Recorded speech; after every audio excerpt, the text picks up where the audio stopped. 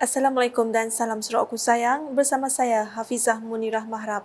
Tumpuan utama, program Mintrade Connect telah dilancarkan di Guangzhou, China untuk menarik lebih banyak pelaburan dan perniagaan.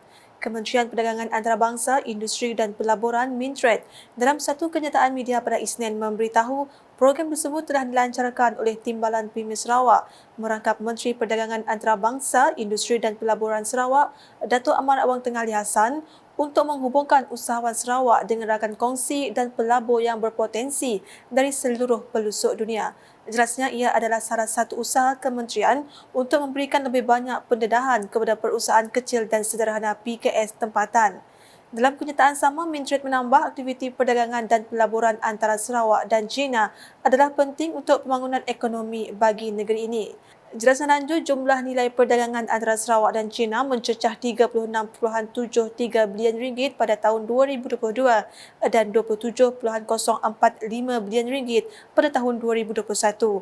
Pada program tersebut, Datuk Amar Awang Tengah turut menyaksikan satu memorandum perjanjian MOA dan 5 memorandum persefahaman MOU di meterai antara syarikat Sarawak dengan rakan kongsi dari China. Dalam perkembangan lain, Datuk Amar Awang Tengah juga telah menerima kunjungan hormat daripada Timbalan Datuk Bandar Haiko Municipal People's Government LUMIN bersempena dengan program Mintrade Connect tersebut. Semasa kunjungan hormat itu, Lu memaklumkan kepada Timbalan Primis Sarawak mengenai pembangunan dan hala tuju Kepulauan Hainan dengan memfokuskan kepada 4 sektor iaitu pelancongan, perkhidmatan, high-tech serta industri pertanian tropika.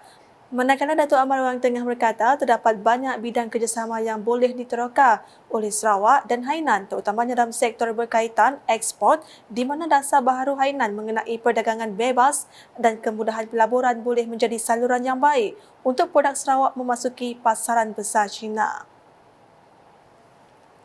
Berita seterusnya, Sarawak menghantar 3 atlet untuk mewakili Malaysia pada Kejohanan Sukan Olimpik Istimewa Dunia Berlin 2023 yang bermula pada 18 hingga 25 Jun ini.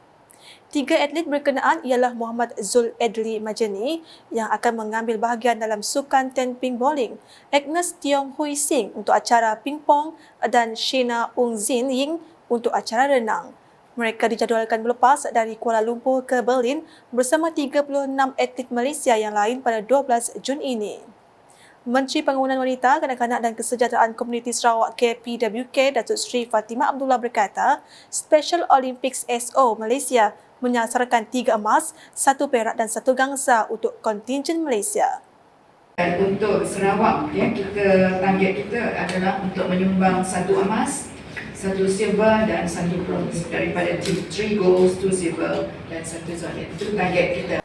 Beliau berkata demikian dalam sidang media Kejohanan Sukan Olimpik Istimewa Dunia Berlin 2023 dan Temasa Sukan para ASEAN Cambodia di Kuching pada Selasa. Dalam perkembangan lain, atlet Sarawak yang mewakili Malaysia dalam Temasa Sukan para ASEAN Kemboja setakat ini telah menyumbang sebanyak 5 emas, 5 perak dan 3 gangsa dari keseluruhan pungutan pingat Malaysia iaitu 23 emas, 17 perak dan 13 gangsa.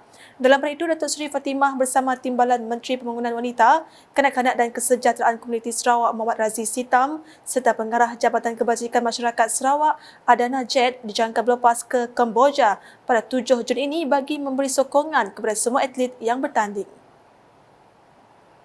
Ke perkembangan selanjutnya, Kerajaan Sarawak melalui Kementerian Pembangunan Wanita, Kanak-kanak dan Kesejahteraan Komuniti KPWK telah berkolaborasi dengan Jabatan Kastam Diraja Malaysia JKDM Negeri Sarawak bagi menangani isu dadah dan substan. Menterinya Datuk Seri Fatimah Abdullah berkata, inisiatif tersebut dilaksanakan melalui Geran Khas Pelan Tindakan Bersepadu menangani isu dadah dan substan MIDS Sarawak di mana JKDM Negeri Sarawak telah menerima sumbangan sebanyak 3 juta ringgit dari kerajaan negeri.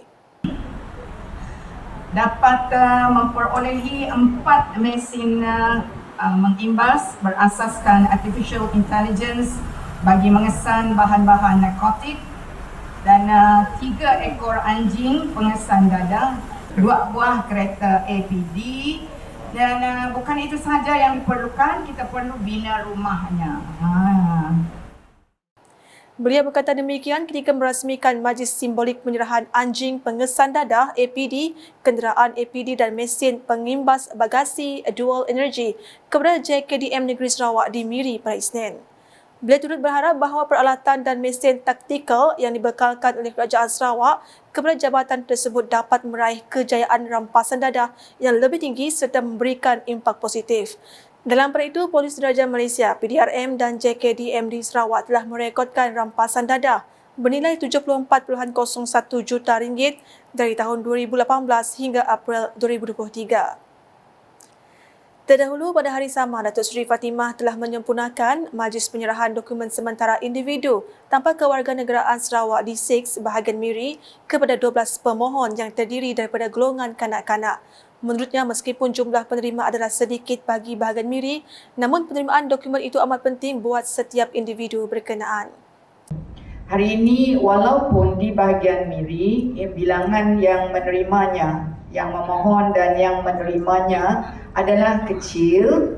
Kalau saya tidak silap jumlahnya adalah 12 ya. 12. Ya, 12 ya. Tetapi bagi kami, walaupun bilangannya kecil, setiap penerima itu adalah individu yang penting. Tambah beliau yang juga ahli Dewan Undangan Negeri Adun Dalat, resit yang dikeluarkan oleh Jabatan Pendaftaran Negeri Sarawak ketika memohon kewarganegaraan ini boleh diguna pakai untuk kemasukan ke sekolah dan untuk mendapat perkhidmatan kesihatan. Resit untuk memohon kewarganegaraan di bawah perkara 15A boleh diguna pakai untuk kemasukan ke sekolah dan mendapat perkhidmatan kesihatan di klinik yang disediakan oleh Kerajaan Sarawak. Paparan berikutnya, konvoi Kemara Sarawak Merdeka bahagian Miri telah diteruskan lagi ke daerah Sobis pada Isnin. Konvoi yang diketuai oleh Timbalan Residen Bahagian Miri, Juan Ubid ini turut disertai 30 peserta bermotosikal, 2 buah kenderaan pejabat Residen Bahagian Miri, sebuah kenderaan unit komunikasi awam Sarawak UKAS, sebuah kenderaan peronda polis dan 2 buah kenderaan dari Jabatan Pengangkutan Jalan JPJ Cawangan Miri. Terdahulu, konvoi ini telah dilepaskan oleh Residen Bahagian Miri Jamali Busri di perkarangan Kompleks Islam Sarawak Miri pada jam 8.30 pagi dengan membunyikan air horn serta mengibarkan bendera Sarawak dan bendera 60 tahun Sarawak Merdeka. Sementara itu, terdapat 5 tempat persinggahan konvoi bagi daerah Subis ini termasuk Balai Raya Kampung Beraya, Pekan Berkenu, Pekan Batu Niah, Taman Negara Niah dan Dewan Terbuka Sepupuk Niah. Dalam pada itu, di lokasi terakhir iaitu Dewan Terbuka Sepupuk Niah, pasukan konvoi telah disambut oleh Ketua Masyarakat dan Ketua Kampung KMKK daerah Subis dengan jamuan makan dan persembahan tarian kaum Penan. Kibaran bendera Sarawak oleh kaki tangan yang menggunakan kenderaan jabatan mengiringi konvoi serta lambaian tangan dan senyuman penduduk sepanjang perjalanan dilihat turut memeriahkan suasana. Sekian edisi malam bersama saya Hafizah Munirah. Berita lebih lanjut boleh didapati semua platform media sosial UKAS termasuk portal lukas.sarawak.gov.my dan UKAS channel YouTube. Sebelum mengakhiri buletin edisi malam ini, saksikan kalender aktiviti-aktiviti yang diadakan sempena sambutan perayaan 60 tahun Sarawak Merdeka. #menyebar fakta. Salam UKAS.